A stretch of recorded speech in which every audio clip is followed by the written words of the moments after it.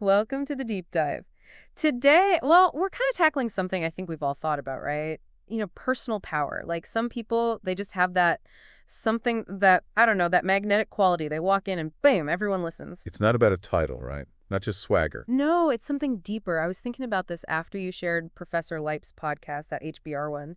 He really breaks down the science of it all. Yeah, he literally wrote the book, right? The Science of Personal Power. Exactly. So I guess, let's unpack it. Maybe we can unlock some of that magic ourselves. What really struck you about his approach? Honestly, it's how he takes this almost mystical thing, personal power, and just demystifies it. You're not born with it or you're not. It's like a skill. Okay, so anyone can learn it. I like that. But how do we even define it? It's not like bossing people around, right? Exactly. Leip's definition, it's pretty simple, actually.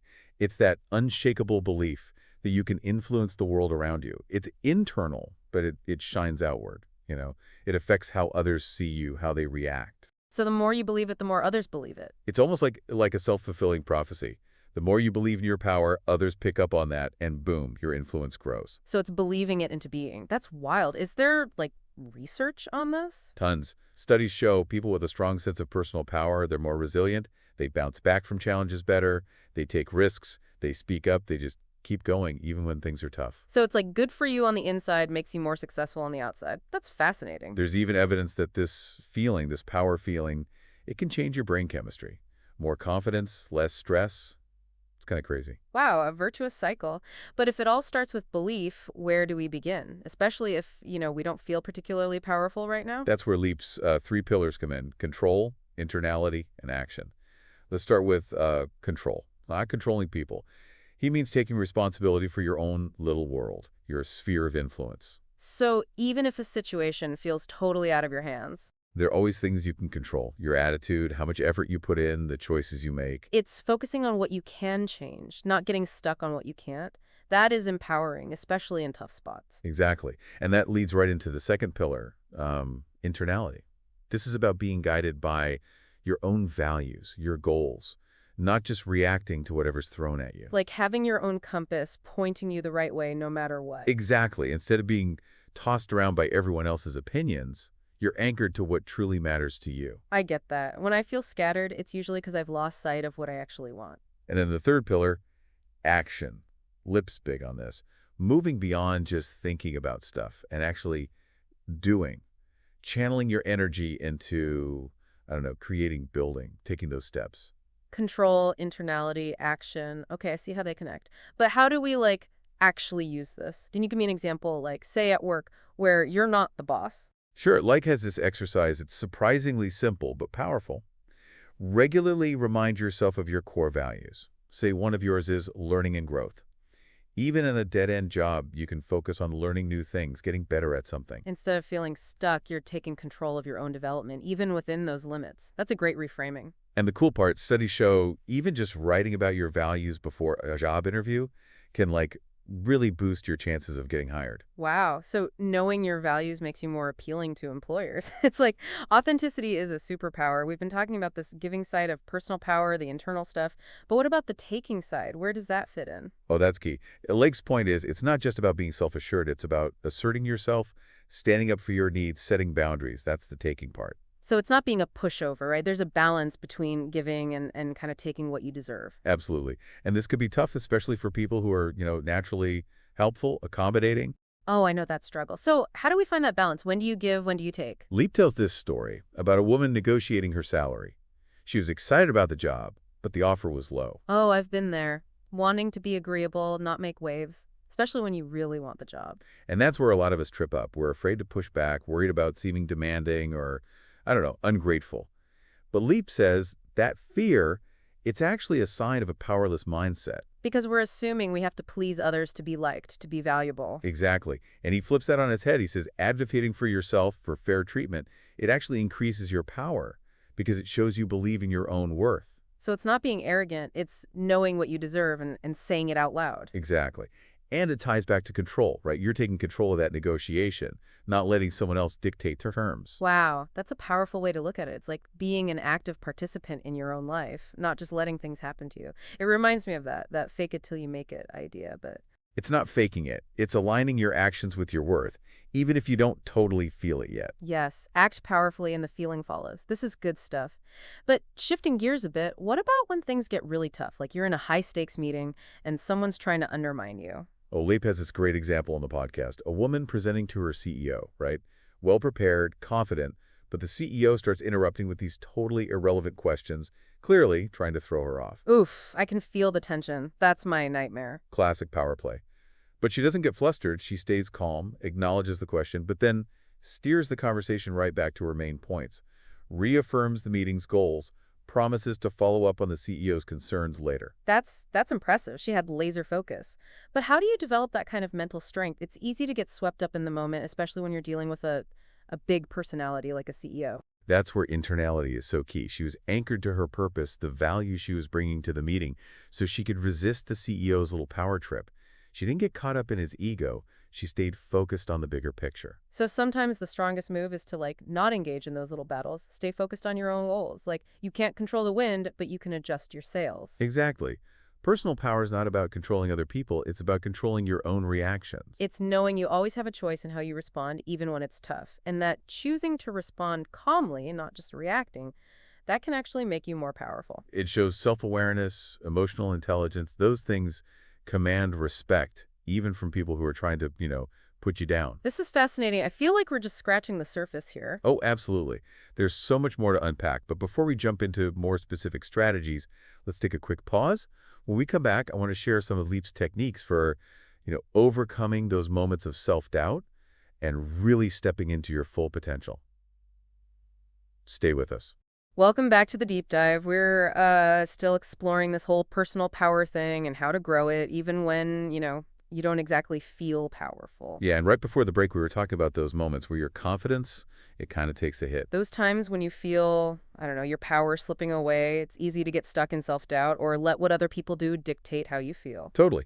Leap's got some really practical techniques for getting past those moments and stepping into, well, your full potential, really. Lay it on me.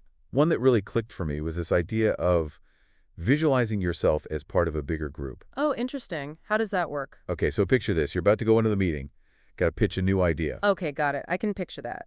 And you're nervous. Maybe you're the only woman there or the youngest person or, the only one with a particular viewpoint. Those situations, yeah, they can be pretty intimidating. So instead of focusing on what makes you different, Leap says visualize yourself as part of this larger group. It could be successful entrepreneurs or, inspiring female leaders or even like a historical movement you admire. So it's like drawing strength from that group, even though they're not actually there. Exactly. It's like a mental support system reminding you you're not alone, you're part of something bigger. That's a cool idea. I can see how that could boost your confidence, for sure. And Leap says this is especially helpful if you're going to be in a situation where you feel like a minority. Right, right. Like you're tapping into this collective power to overcome feeling isolated or unsure of yourself. Another technique he mentions is recalling past experiences where you did feel powerful. Ooh, I like this one. It's about kind of prepping your brain for success by revisiting those times when you were, in the zone, when you felt confident, in control. So if you have a big presentation coming up, you might remember a time when you just totally nailed it. Exactly. Or if you've got to have a tough conversation, remember a time you handled something similar really well with, grace and all that. It's like making a highlight reel of your own personal power levels. Love it. And Leak says by doing this, you're not just boosting confidence, you're actually rewiring your brain to be more receptive to success. So the more you practice remembering those moments, the easier it gets to tap into that feeling again in the future. Exactly. It's like working a muscle. Gets stronger with use. Now, these techniques, they're all about our internal state, right? What about external actions, like things we can do to project more personal power? Oh, there are definitely things you can do. One of the most powerful is to shift your focus from seeking validation from others to just going after your own goals. So less worrying about what people think, more focusing on what you want to achieve. Exactly. And that's a huge difference between like a powerful mindset and a powerless one. When you're always looking for approval from others, you're kind of giving your power away. Right, right. Letting outside forces determine your worth. But people who are guided by their own internal compass, their own purpose, they're way less likely to be swayed by what other people think. They're calling the shots, not just reacting to everyone else. Exactly. And this doesn't mean being arrogant or ignoring feedback. It's about finding that balance being open to input, but also staying true to your own vision. Filtering it through your own values, making choices that support your goals. Exactly. And when you're coming from that place, that internal motivation, you just naturally project more confidence, more authority. Because you're not asking for permission, you're just doing your thing. Speaking of doing your thing, I got to make a confession. I'm all ears. I tend to get a little carried away with certain topics, like I could talk about, I don't know, the history of paper clips for hours. Okay. Not everyone's cup of tea, I guess. No, not really. And I've noticed sometimes that enthusiasm, it backfires. People kind of tune out because I'm coming on too strong. I think we all know that type of person. So passionate, but it's a bit much sometimes. And I'm realizing that's actually another form of a powerless mindset. Really? How so? Think about it. When you're trying so hard to convince someone or impress them with what you know, you're basically seeking their approval. You need them to validate your intelligence, your worth. Exactly. And that meaniness, it kind of undermines your credibility. It's like saying, believe in me, because I don't quite believe in myself yet. Yeah. And Lip's point is, true personal power, it comes from this place of quiet confidence, this deep belief in yourself. So it's not about bragging, it's about letting your actions speak for themselves. And when you're coming from that place, you don't have to force it. You could just relax, be yourself, and let your natural awesomeness shine through. That's a good point. It's like that saying, speak softly but carry a big stick. Quiet confidence, that's what commands respect.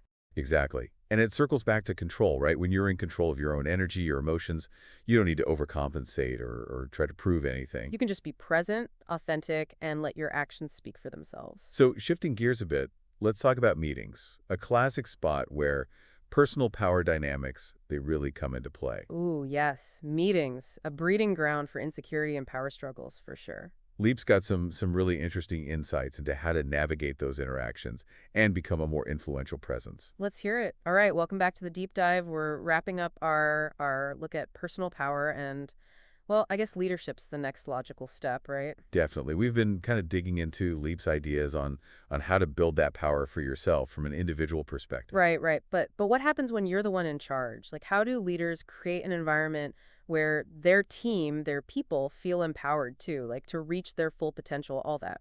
That's a great question. And Leap actually talks about that a lot. He says the best leaders, they don't hoard power. They spread it around. They empower others. Okay, that makes sense. But how do you do that? It sounds good, but actually putting it into practice. It definitely takes, a conscious effort and a willingness to change how you think about things.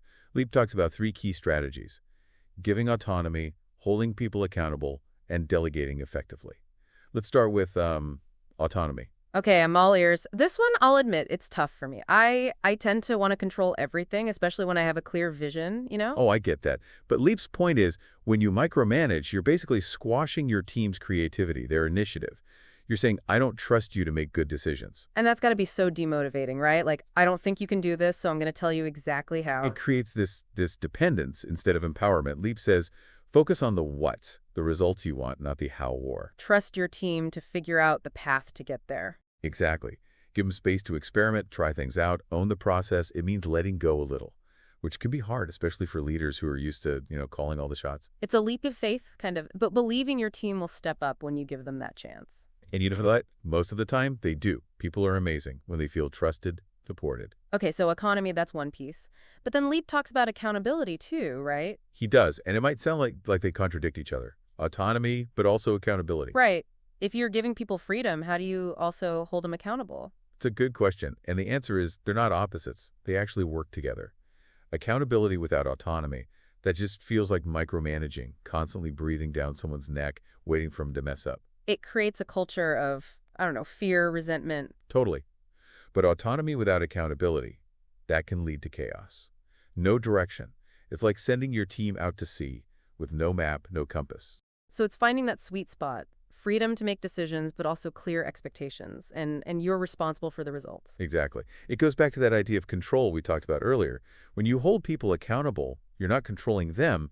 You're creating this framework where they can be autonomous, but still, on the right track. Setting boundaries, but within those boundaries, there's room for creativity, initiative. Leap says this also helps break that cycle of what's called learned helplessness, that feeling that you have no power, no control. And when people feel empowered, when they believe they can actually make a difference, they're going to be more engaged, more motivated. It's a win-win, for sure. Okay, so autonomy, accountability. What's the third piece of this leadership puzzle?